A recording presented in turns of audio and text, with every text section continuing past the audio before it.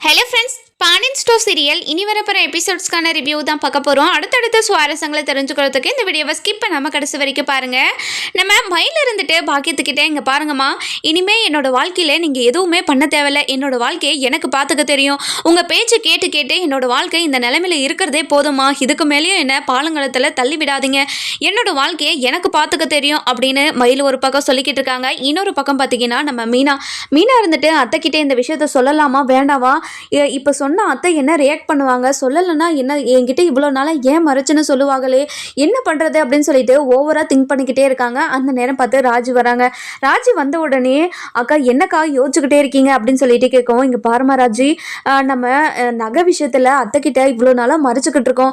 இப்போ கூட உண்மையை சொல்லலைன்னா அத்தை என்ன நினைப்பாங்க, இப்போ அத்தைக்கிட்ட உண்மையை சொன்னால் இவ்வளோ நாளாக ஏன் என்கிட்ட சொல்லாமல் இருந்தீங்க அப்படின்னு சொல்லிட்டு அத்தை கேட்டால் நம்ம என்ன பதில் சொல்கிறது அப்படின்னு சொல்லிட்டு சொல்லுவோம். இங்கே பாருங்கக்கா, நம்ம ஒன்றும் நல்லது நினச்சி தானே இதை மறைச்சோம். ஆனால் இவங்க அடுக்கடுக்காக போய் சொல்லிக்கிட்டு போவாங்கன்னு நமக்கு என்னக்கா தெரியும். நம்ம இப்போவே போய் அத்தைக்கிட்ட சொல்கிறதா மேலு அப்படின்னு சொல்லிட்டு சொல்கிறாங்க.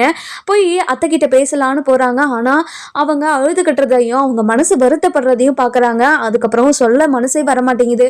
அதுக்கப்புறம் அத்தை நீங்கள் தூங்கலையா அத்தை அப்படின்னு சொல்லிட்டு கேட்குவோம். எங்கடி தூங்குறது, ஆளுக்கு ஒரு பக்கம் இடிஞ்சு போன மாதிரி உக்காந்துக்கிட்டு இருந்தா எப்படி தூங்குறது, அதுதான் ஒருத்தி நம்ம தலையில் எல்லா தலையிலையும் இடியை போட்டு போயிட்டாளடி, இந்த குடும்பத்தை எப்படி அவளுக்கு ஏமாத்தணும்னு தோணுச்சு அப்படின்னு சொல்லிட்டு ரொம்பவே வருத்தப்பட்டு பேசிக்கிட்டு இருக்காங்க.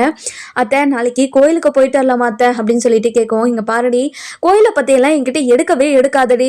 அந்த கோவிலுக்கு போய் நமக்கு ஏதாச்சும் நல்லது நடக்குதா, இல்லை இந்த குடும்பத்துக்கு ஏதாச்சும் நல்ல சந்தோஷமான விஷயம் நடந்துட்டு இருக்கா, ஒன்றுமே கிடையாது. நான் அந்த கடவுளை எப்படியெல்லாம் வேண்டியிருப்பேன், என்னவெல்லாம் பண்ணியிருப்பேன், ஆனால் அந்த கடவுளை எனக்கு கண்ணே திறக்கலையடி அப்படின்னு சொல்லிட்டு ரொம்ப கோபமாக பேசிக்கிட்டு இருக்கோம். இங்கே பாருங்க, அந்த கடவுள் என்ன பண்ணும், நடக்கணுன்ற விஷயம் நடந்துருச்சு. இனிமேல் என்ன நடக்க போகுதுன்னு நம்ம பொறுத்து தானே பார்க்க முடியும். இங்கே பாருங்கத்த, மனசு நிம்மதிக்காக தான் நம்ம கோவிலுக்கு போவோம். கொஞ்ச நேரம் போயிட்டு கோவிலில் உக்காந்தா கொஞ்சம் மனசு நிம்மதியாக இருக்கும்ல அத்தை அப்படின்னு சொல்லிட்டு சொல்கிறாங்க. இங்கே பாருடி, எனக்கு மனசு சரியில்லடி, எனக்கு அங்கே வரத்துக்கும் எனக்கு விருப்பம் இல்லை. அதனால நீங்கள் போகிறதா இருந்தால் நீங்கள் மட்டும் போயிட்டு வாங்கடி அப்படின்னு சொல்லிட்டு சொல்கிறாங்க.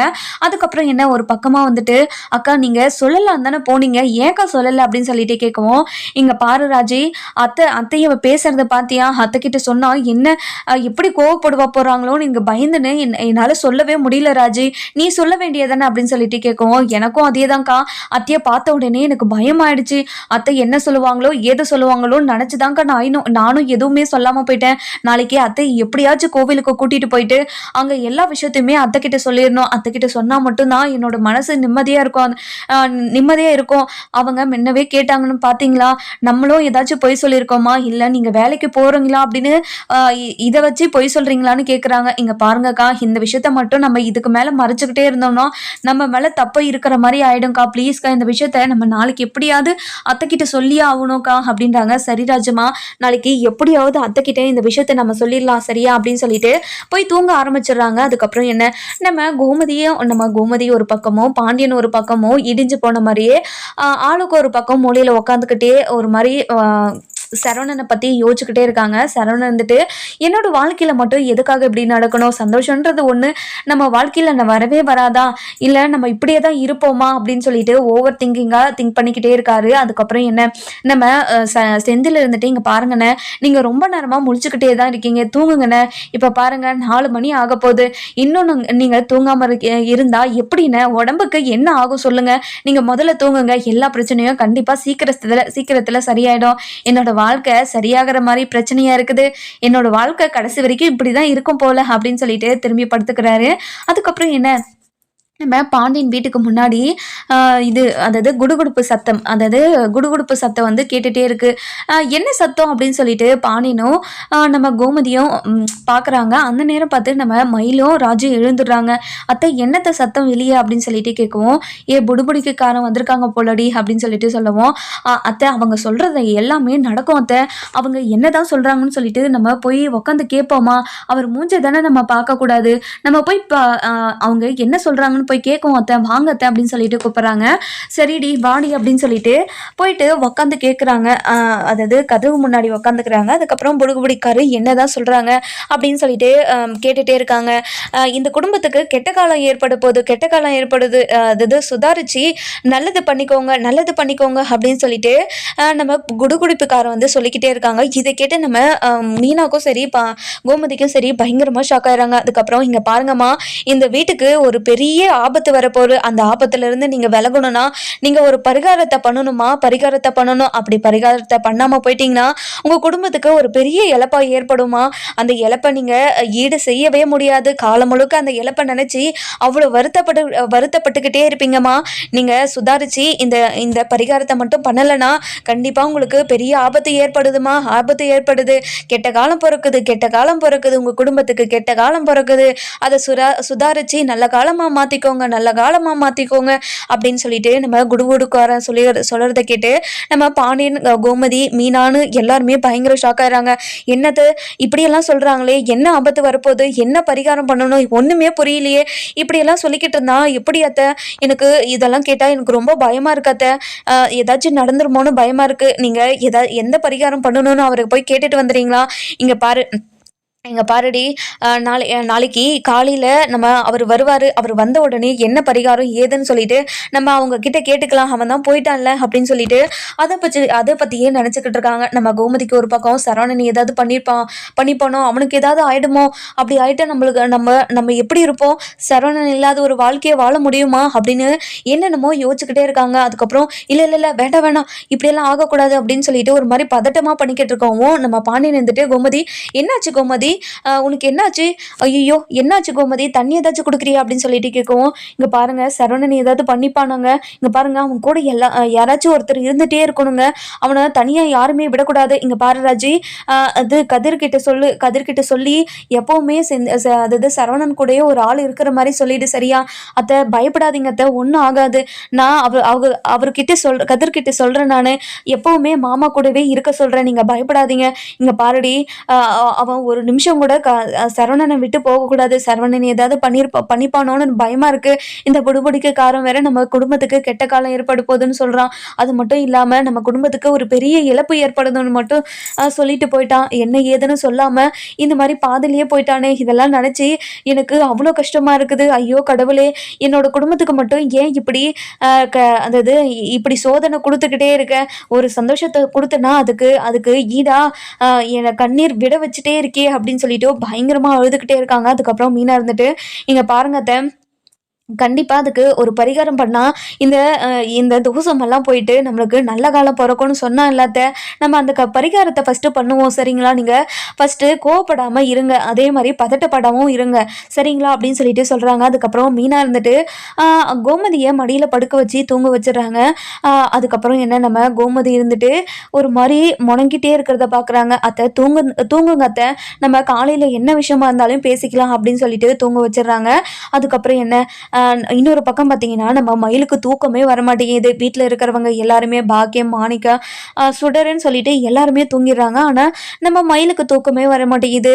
தன்னோட புருஷன் கூட வாழணும், தான் பொய் சொன்னதெல்லாம் விட்டுட்டு அது தவிர நான் மாமா மேலே எவ்வளோ லவ் வச்சுருந்தேன், அன்பு வச்சுருந்தேன், அதை யாருமே புரிஞ்சுக்காம என்னை வீட்டை விட்டு துரத்திட்டாங்களே. இல்லை அவங்கக்கிட்ட நான் நல்லா பேசி என் மனசில் இருக்கிறதெல்லாம் சொல்லி எப்படியாவது என்னை ஏற்றுக்க சொல்ல வைக்கணும். நான் போயிட்டு அவங்கக்கிட்டே பேசிட்டு வரேன் அப்படின்னு சொல்லிட்டு அங்கேருந்து எழுந்து பாண்டியன் வீட்டுக்கு கிளம்பிடுறாங்க.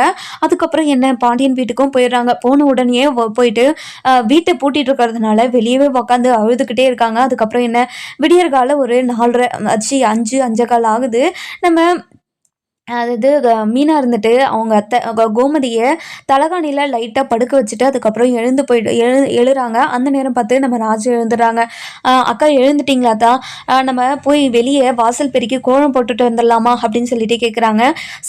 சரி ராஜுமா, நீ போயிட்டு கோலமாவை எடுத்துட்டா, நான் தொடப்பத்தை எடுத்துகிட்டு வந்து பெருக்க ஆரம்பிச்சிடலாம் அப்படின்னு சொல்லிட்டு 2 பேருமே வெளியே வராங்க.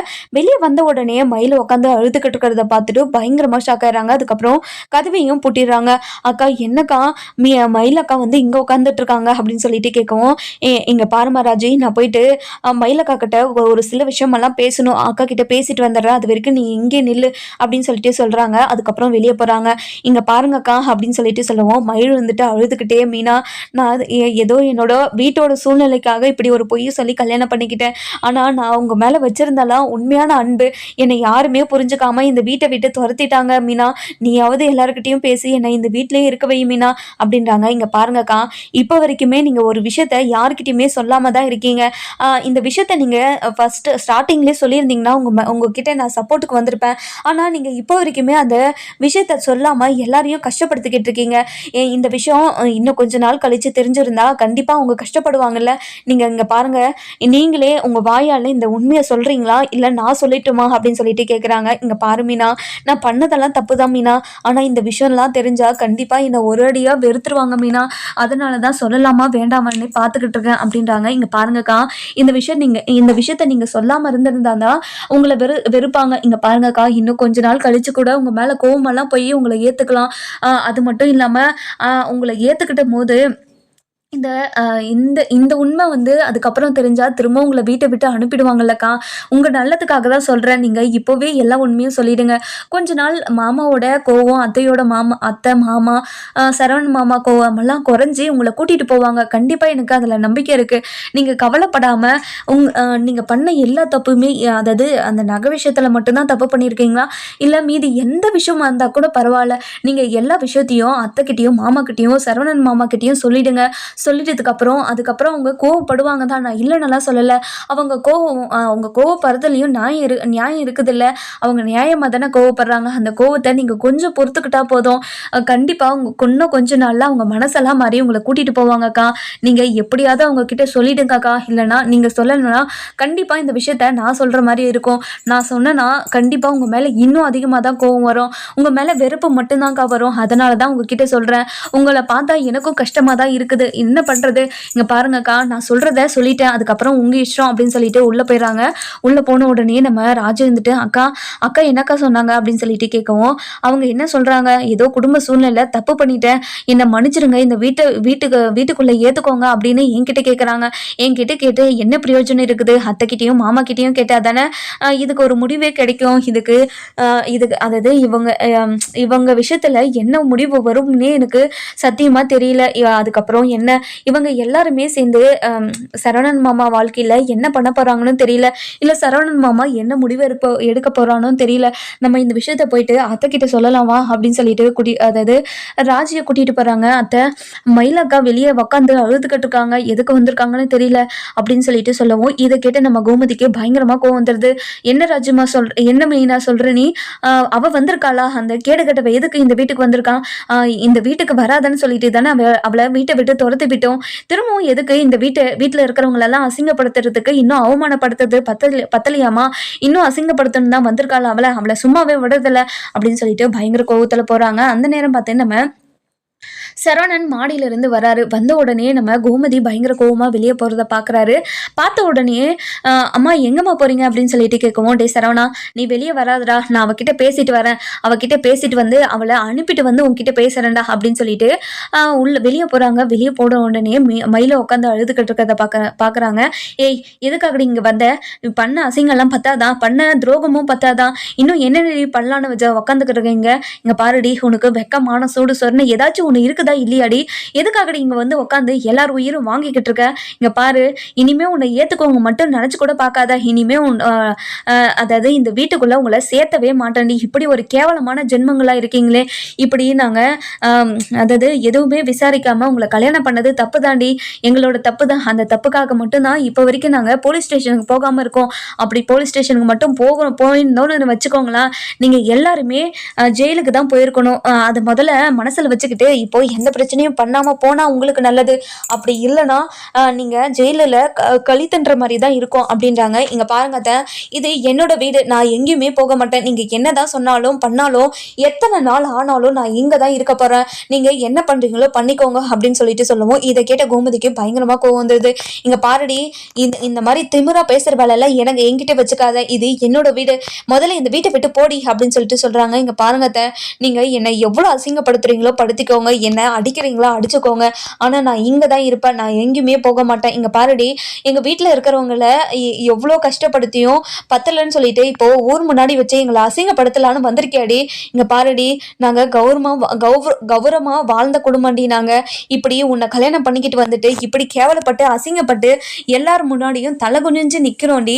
வெளியே தலை காட்ட முடியல. வெளியே போனாலே உன்னோட மருமக இப்படி போய் சொல்லலா, வீட்டை விட்டு துரத்துட்டீங்களா, அப்படி இப்படின்னு எங்களை அசிங்கப்படுத்திக்கிட்டே இருக்காங்கடி. இதுக்கு மேலே நீ ஏதாச்சும் இங்கே நின்று பேசிக்கிட்டு இருந்த, இங்கே நடக்கிறதே வேற அப்படின்னு சொல்கிறாங்க. இங்கே பாருங்க அத்தை, நீங்கள் என்ன வேணாலும் பண்ணிக்கோங்க, நான் இங்கே தான் இருக்குவேன் அப்படின்றாங்க. ஓ அப்படியாடி, நீ இங்கே தான் இருப்பியா அப்படின்னு சொல்லிட்டு உள்ளே போயிடுறாங்க. உள்ளே போன உடனே பயங்கர கோவமா இங்கேக்கும் அங்கேக்கும் நடந்துகிட்டே இருக்காங்க.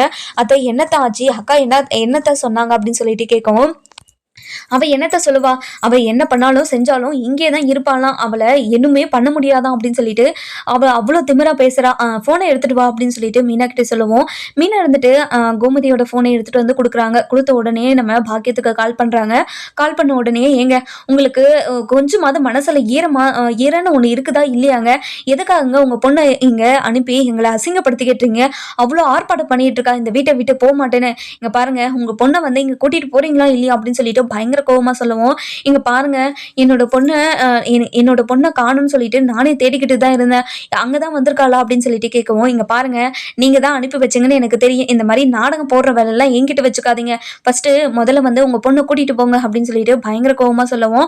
அதுக்கப்புறம் என்ன, நம்ம பாக்கியம் இருந்துட்டு தலையிலே அடிச்சுக்கிட்டு அழுதுகிட்டு இருக்காங்க. அதுக்கப்புறம் மாணிக்கம் இருந்துட்டு, என்ன பாக்கியம் ஆச்சு, எதுக்காக தலையில அடிச்சுக்கிட்டு அழுற அப்படின்னு சொல்லிட்டு கேட்கவும், இங்க பாருங்க, அவகிட்ட படிச்சு சொன்னேன், நான் சொல்ற பச்சை கேளுடின்னு, இப்போ அங்க போய் உக்காந்துக்கிட்டு எல்லாருக்கிட்டையும் அசிங்கப்பட்டு உக்காந்துக்கிட்டு இருக்கா, அழுதுகிட்டு இருக்காளாம்.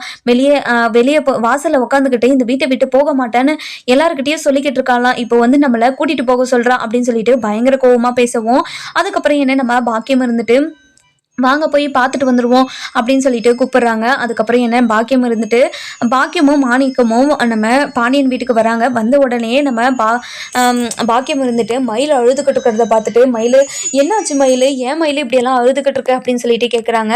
அதுக்கப்புறம் என்ன, இங்கே பாருங்கம்மா, அவங்க யாருமே என்னை புரிஞ்சுக்கவே மாட்றாங்கம்மா, என் மனசில் இருக்கிற கஷ்டத்தை யாருமே இப்போ புரிஞ்சுக்காம நான் சொன்ன பொய்யை மட்டும்தாம்மா எல்லாருமே நினச்சிக்கிட்டு இருக்காங்க.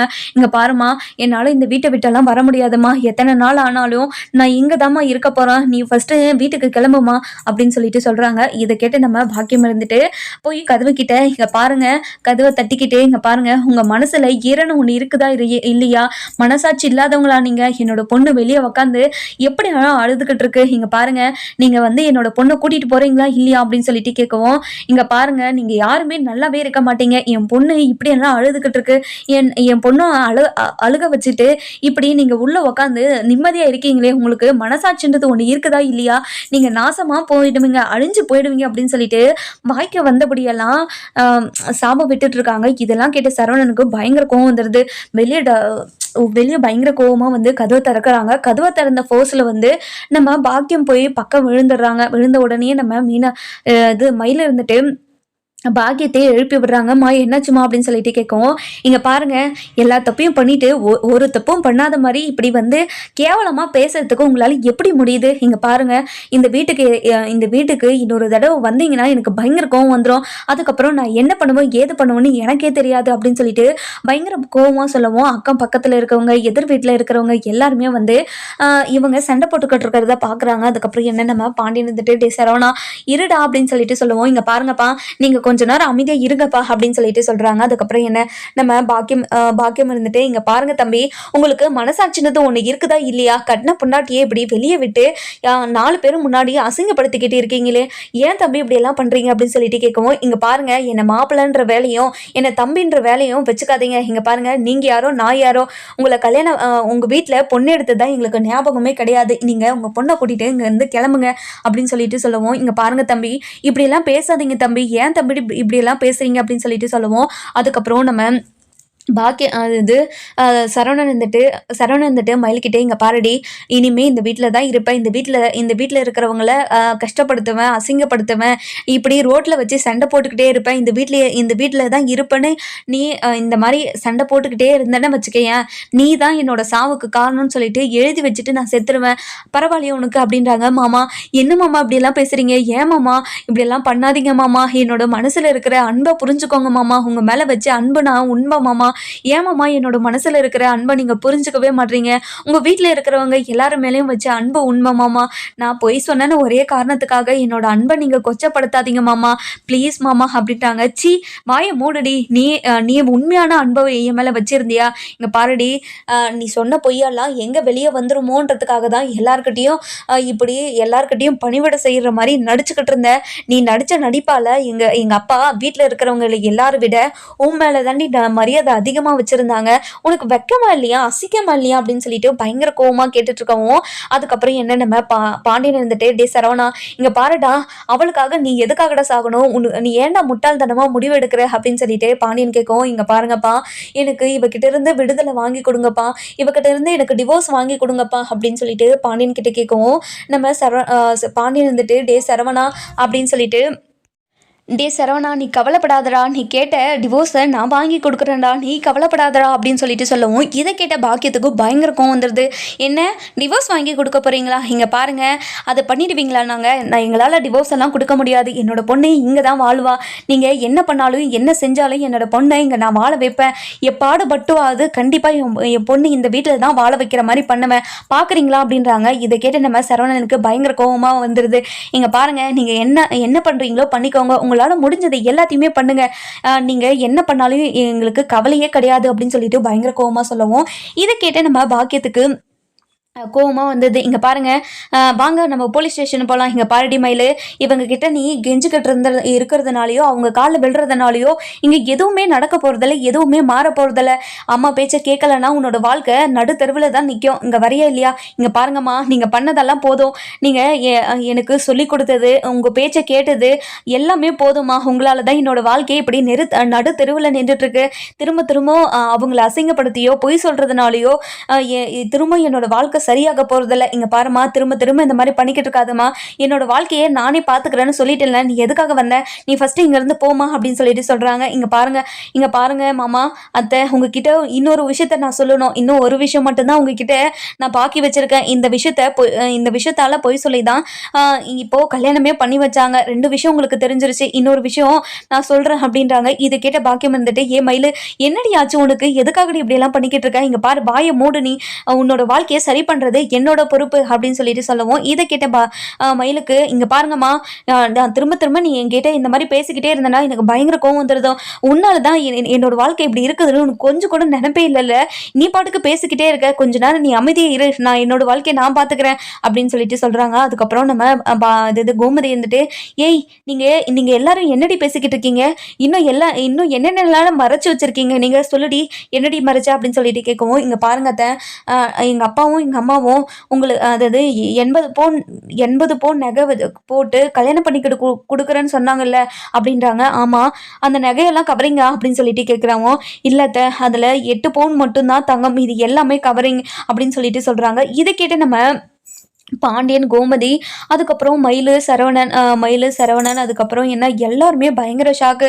அதுக்கப்புறம் என்ன நம்ம சரவணன் வந்துட்டு, ஏய் என்னடி சொல்கிற, நீ சொல்கிறதெல்லாம் உண்மையாடி அப்படின்னு சொல்லிட்டு கேட்குறாங்க. இங்கே பாருங்க மாமா, ஆமாம் மாமா எங்கள் குடும்பத்தில் என் குடும்பத்தில் இருக்கிறவங்களுக்கு 80 பவுன் நகை போடுற அளவுக்கு வசதி இல்லை, அதனால தான் பொய் சொல்லி இப்படி ஒன்று சொல்லிட்டாங்க. இங்கே பாருடி உங்கள் வீட்டில் இருக்கிறவங்க கிட்ட நாங்கள் 80 பவுன் நகை கேட்டோமா, சொல்லு 80 பவுன் நகை கேட்டோமா, இங்கே பாருங்க உங்ககிட்ட கேட்டோமா 80 பவுன் போட சொல்லி கேட்டோமா அப்படின்னு சொல்லிட்டு சரவணன் கேட்கவும், நம்ம பாக்கியமோ மாணிக்கமோ அமைதியாவே நின்றுட்டு இருக்காங்க. இங்க பாருங்க இப்படி கல்லு மாதிரி நின்றுட்டு இருக்காதீங்க, இன்னும் என்னென்ன விஷயத்தெல்லாம் நீங்க போய் சொல்லியிருக்கீங்க, உங்களுக்கு மனசுல ஈரன்றது ஒண்ணு இல்லையா, மனசாட்சியிலிருந்து ஒண்ணு இருந்திருந்தா கண்டிப்பா இப்படி எல்லாம் போய் சொல்லியிருக்கவே மாட்டீங்க, இப்படியெல்லாம் இருக்க முடியுது உங்களால, இப்படி அசிங்கமா வாழ்றதுக்கு நீங்க நாண்டுகிட்டு சாகலாமே, எதுக்காக நீங்க எல்லாம் உயிரோடு இருக்கீங்க அப்படின்னு சொல்லிட்டு நம்ம சரவணன் வந்துட்டு பயங்கர கோபமா சொல்லவும், இதை கேட்ட பாண்டியன் வந்துட்டு, டே சரவணா, நீ கொஞ்ச நேரம் அமைதியா இருடா. யார் என்ன பொய் சொல்லியிருந்தா என்ன? இனிமே அவங்களுக்கும் நமக்கும் எந்த சம்மந்தமும் இல்லைன்னு ஆயிடுச்சுல்ல. உனக்கு டிவோர்ஸ் நான் வாங்கி கொடுக்குறேன். நீ கவலைப்படாத. உன்னோட வாழ்க்கையை திரும்பவும் நான் ஒரு நல்ல வாழ்க்கையை உனக்கு அமைச்சு கொடுக்குறேன்டா அப்படின்றாங்க. இதை கேட்ட பாக்கியம் இருந்துட்டு பயங்கர கோவமா, இங்க பாருங்க, விசாரிக்காம கல்யாணம் பண்ணது உங்களோட தப்பு.